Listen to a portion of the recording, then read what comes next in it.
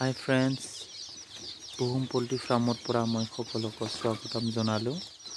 আপোনালোকে নিশ্চয় সকলোৱে ভালেই আছে। এইটো লোকেল মুৰ্গীৰ পোৱালি হয়।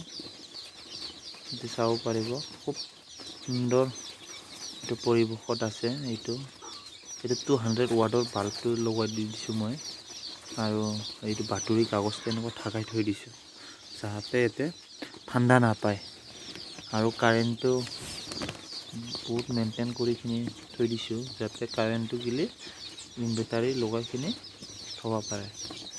এইটো খুব সুন্দৰ পৰিৱেশত আছে। এতিয়া দানা পানী খাই আছে, কোনো থোপ খোৱা নাই এনেকুৱা।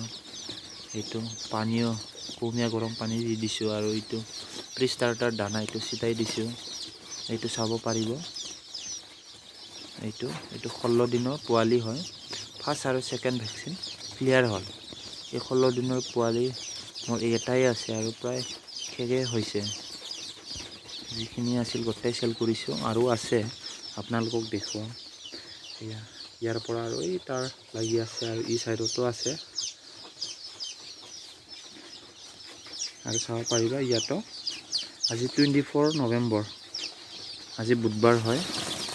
এইটো এতিয়া 9 দিন বয়সৰ, তাৰ পৰিৱেশো বহুত ভাল। তাতো লাইট দি দিছোঁ 200 ৱাটৰ। এইটো চাব পাৰিবা। ড্ৰিংকাৰটো দুটা দিছোঁ। এতিয়া কোনো এণ্টিবায়'টিক ইউজ কৰা নাই মই।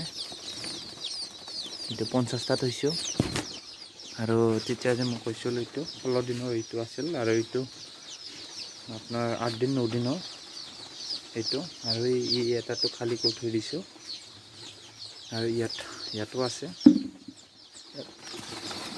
এইটো চাব পাৰিবা। এইটো খুব সুন্দৰ পৰিৱেশ হৈ আছে। এইটো চব এক্টিভ।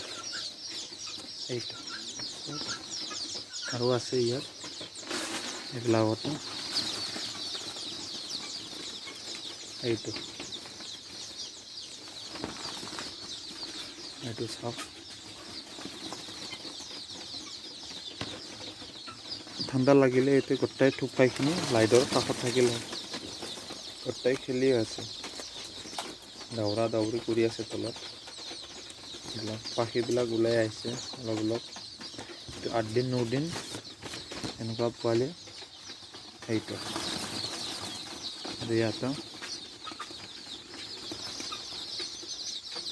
ঠিক এই ধৰণৰ আপোনালোকেও কি কৰিবা, এনেকুৱাই ৰাখিবি। এতিয়া ঠাণ্ডাৰ দিন, বাকী কাৰেণ্টত যদি এনেকুৱা ৰাখা কোনো প্ৰব্লেম নাই। আৰু যদি কাৰেণ্টটো যায় তেতিয়া আপোনালোকে হাৰ্ড লেম্পটো ইউজ কৰিবা, তাৰ মাজত থৈ দিবি, আৰু তলত ধোঁৱাৰ যাৱা কিবাটো ওপৰত এইখিনিত থৈ দিবি, আৰু লেম্পটো তলত থৈ দিলেই হ'ল আৰামছে। তাতে কাঠ এটা টুকুৰা থৈ কিনি এনেকুৱা ৰাখিলেই হ'ল।